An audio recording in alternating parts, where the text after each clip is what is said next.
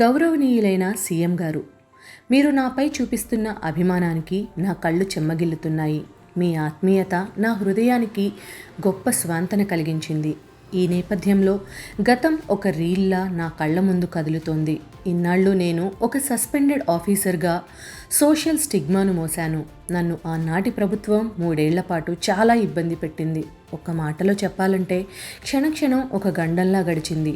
తెలంగాణ ఉద్యమం ఉవ్వెత్తున లేచినప్పుడు 2009 డిసెంబర్ 9న నేను చేసిన రాజీనామా చాలా సంచలనం రేకెత్తించింది. అదే రాత్రి చిదంబరం గారు చేసిన ప్రకటన ఉద్యమాన్ని చప్పున చల్లార్చింది. నాటి సీఎం రోశయ్య గారు మహిళా దినోత్సవం రోజున నాకు నా ఉద్యోగాన్ని కానుకగా తిరిగి ఇస్తున్నట్లు ప్రకటిస్తే నేను రాజీనామాను విత్డ్రా చేసుకొని డిపార్ట్మెంట్లో చేరాను. నా జీవితంలో నేను చేసిన అతి పెద్ద తప్పు అదే. 18 నెలలు పద్మవ్యూహంలో చిక్కుకున్నట్టు నేను ఎదుర్కొన్న ఒత్తిడి, అవమానాలు నాకు బ్యూరోక్రసీపైనే నమ్మకం పోయేలా చేశాయి. విమెన్ ప్రొటెక్షన్ సెల్లో పోస్టింగ్ ఇచ్చి నాకు చార్జ్ మెమోస్ ఇచ్చి ఎక్స్ప్లెనేషన్ రాయమనడం, యాన్యువల్ కాన్ఫిడెన్షియల్ రిపోర్ట్లో అడ్వర్స్ రిమార్క్ రాయడం, బ్యాచ్లో నా ఒక్కదానికే ప్రమోషన్ను ఆపేయడం, ప్రొబేషన్ పీరియడ్ ఎక్స్టెండ్ చేయడం వంటివి చేశారు. నన్ను ఒంటరిని చేసి ఒక కానిస్టేబుల్ కంటే హీనంగా ట్రీట్ చేశారు. ఈ విషయాలు అన్నీ నన్ను ఆనాటి సీఎం కిరణ్ కుమార్ రెడ్డి గారికి మొరపెట్టుకునేలా చేశాయి. ఉమ్మడి రాష్ట్రంలో నాకు వారి అపాయింట్మెంట్ కూడా దొరకలేదు. బయట ఉద్యమ నాయకులను సంప్రదిస్తే వాళ్ళు నాకు సహాయం చేయకపోగా నన్ను ఎగతాళి చేశారు. తెలంగాణ చిన్నమ్మ సుష్మా స్వరాజ్ గారికి, సోనియా గాంధీ గారికి లేఖలు రాసి నా పరిస్థితిని, రాష్ట్ర దుస్థితిని వివరించాను. ప్రత్యక్ష ఉద్యమంలో నేను మళ్లీ పాల్గొనటం అనివార్యం అనిపించింది. అందుకే 1/11/2011న డీజీపీకి రాజీనామా ఇచ్చి ప్రజల్లోకి వెళ్లాను. శ్రీకృష్ణ కమిటీ ప్రభావంగా జరుపుతున్న జాప్యాన్ని ప్రశ్నిస్తూ నా ఉద్యమ కార్యాచరణ ప్రకటించాను. ప్రభుత్వం వెంటనే నన్ను సస్పెండ్ చేసింది. దేశద్రోహం వంటి తీవ్ర ఆరోపణలు కూడా అందులో ఉన్నాయి. అన్ని పత్రికల్లో నా ఫోటోలు వేసి ఈ వార్తను పెద్దగా రాసి హైలైట్ చేశారు. ఆనాడే నాకు డిపార్ట్మెంట్ పట్ల ఏహ్యభావం కలిగింది. సుష్మా స్వరాజ్ గారు నల్గొండ సభకు ఆ రోజే రావడం, నన్ను అర్థం చేసుకుని అక్కున చేర్చుకోవడం నాకు కాస్త స్వాంతన చేకూర్చింది.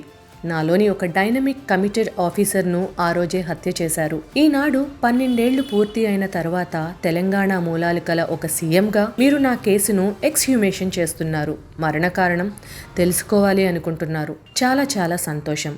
ఇన్నాళ్లకు నా పోరాటాన్ని, సంఘర్షణను జనం తెలుసుకునే ఒక సందర్భాన్ని సృష్టించారు. మీకు నా హృదయపూర్వక కృతజ్ఞతలు. మీ ద్వారా తెలంగాణ ఉద్యమంలో బ్రతికి బయటపడి సర్వస్వం కోల్పోయిన వాళ్లలో నేను ముందు వరుసలో ఉన్నానన్న విషయం ప్రజలకు అర్థమయ్యింది. నిజం నిలకడ మీద తెలుస్తుంది అన్నది నిరూపణ అయ్యింది. ఉద్యమంలో నేను నిర్వహించిన కీలకమైన పాత్ర నన్ను ప్రజలకు దగ్గర చేసింది. కానీ నా బంధుమిత్ర పరివారం మాత్రం అందరూ నన్ను వెలివేశారు. సొసైటీ కన్ఫైన్మెంట్ అనే శిక్షను 10 ఏళ్లు అనుభవించాను. పర్యవసానంగా ఇల్లు, కుటుంబం, ఆరోగ్యం, మనశ్శాంతి అన్నీ కోల్పోయాను. తీవ్ర ఇబ్బందులు ఎదుర్కొన్నాను. జీవోత్సవంలా బతికాను. 2 ఏళ్ల క్రితం దేవుడి దయవల్ల నా జీవితంలోకి మహర్షి దయానంద సరస్వతి ప్రవేశించారు. వేదమాత, యజ్ఞదేవతలు నాలో తిరిగి ప్రాణం పోశారు. అందుకే నేను నా జీవితాన్ని ఆ మహనీయుని చరణాలకు సమర్పించుకున్నాను. జీవితంలో 10 జన్మలకు సరిపడా కష్టాలు పడ్డాను. ఇంకా చాలు. ఇంకా నేను ఎవరి కోసం ఎటువంటి త్యాగము చేయలేను. జన్మరాహిత్యం కోసం అష్టాంగ యోగ మార్గంలో నడుస్తున్నాను. వేద ప్రచారకురాలిగా, వైదిక యజ్ఞ బ్రహ్మగా సనాతన ధర్మాన్ని ప్రచారం చేయడమే నా ముందున్న కర్తవ్యం. దీనివల్ల నా ఆత్మ ఉన్నతితో పాటు సమాజ ఉన్నతికి కూడా పాటుపడవచ్చు. కాబట్టి నా పందా మార్చుకోలేను.